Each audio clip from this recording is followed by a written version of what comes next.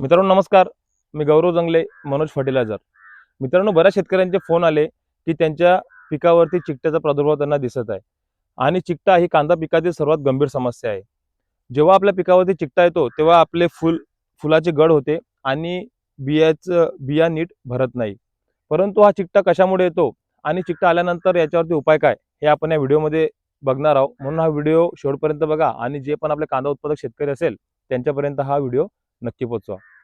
मित्रांनो, कांद्यामध्ये चिकटा हा प्रामुख्याने मवा, तुडतुडे आणि फुलकिडे यांच्या विष्ठेमुळे आपल्या पिकावरती येत असतो.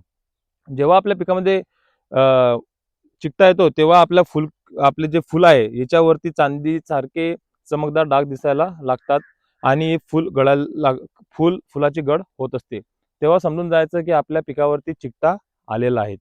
आता याच्यावरती नियंत्रण आपल्याला काय करायचे, तर सर्वात पहिले ज्या शेतकऱ्यांच्या प्लॉटला साधारणतः 40 ते 50 दिवस झालेले आहेत त्या शेतकऱ्यांनी एका एकरामध्ये कमीत कमी 20 ते 25 पिवळे आणि निळे चिकट साबळे आपल्या प्लॉटमध्ये लावायचे. चिकट साबळे कशामुळे? चिकट साबळे लावल्यामुळे तिच्यावरती जे रसशोषक किडे आहेत ते चिटकतात. त्यामुळे आपल्याला कळते की आपल्या प्लॉटमध्ये आपल्या रसशोषक किड्याचा प्रादुर्भाव किती आहे. त्यानुसार आपण योग्य वेळेस योग्य नियंत्रण आपल्या प्लॉटमध्ये घेऊ शकतो रसशोषक किड्यासाठी. आता दुसरी महत्त्वाची गोष्ट म्हणजे ज्या शेतकऱ्यांच्या प्लॉटला साधारणतः 70 ते 75 दिवस झालेले आहे, म्हणजे हा प्लॉट पूर्ण फुलाच्या अवस्थेमध्ये आहे. जर या प्लॉटला आता चिकटा आला तर आपल्याला याच्यावरती नियंत्रण घेणं थोडं अवघड राहते. तरी पण बरेच सोल्युशन आहे. त्यामध्ये जर का आपल्याला पहिलं जैविक सोल्युशन घ्यायचं असलं तर बऱ्याच शेतकऱ्यांना वाटते की बाबा जैविक सोल्युशन घेतलं, जैविक कीटकनाशकाची फवारणी घेतली किंवा बुरशीनाशकची फवारणी घेतली तर मधमाशा लवकर प्लॉटमध्ये येतात. तसं जर का असेल तर आपल्याला निंबोडी अर्क 5% वालं किंवा 10,000 ppm वालं आपल्याला 1 लिटरसाठी 2 मिली हे घ्यायचं आहे. त्यासोबत एक्झोडोस, पसुरा कंपनीचं एक्झोडोस हे प्रति 15 लिटरसाठी आपल्याला 30 मिली घ्यायचे आहे.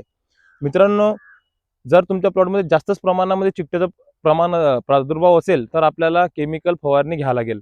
त्यासाठी आपल्याला इमिडाफिप्रोनिल हे घटक असणारे औषधी घ्यायची आहे. जसं की बाजारामध्ये उपलब्ध आहे पोलिस किंवा लेसेंटा.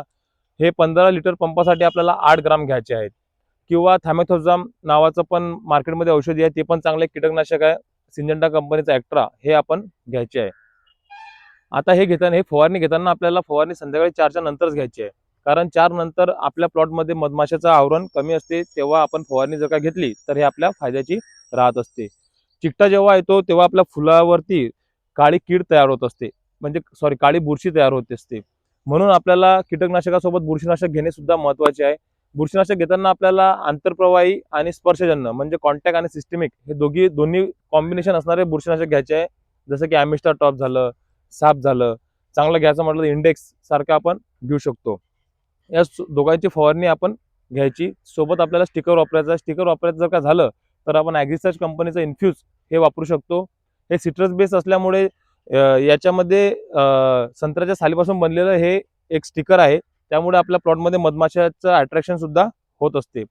मित्रांनो, जर का तुमच्या प्लॉटमध्ये चिकट्याचा प्रादुर्भाव तुम्हाला दिसत असेल तर मला तुम्ही कॉन्टॅक्ट करू शकतात. माझा नंबर मी तुम्हाला स्क्रीनवरती देईल. कॉल करू शकतात, मेसेज करू शकतात. अशाच माहितीसाठी आपल्या चॅनलला सबस्क्राईब करा आणि योग्य वेळेस योग्य नियंत्रण जर का केलं तर आपल्या जे होणारं नुकसान आहे हे भविष्यामध्ये नक्कीच कमी होईल. धन्यवाद.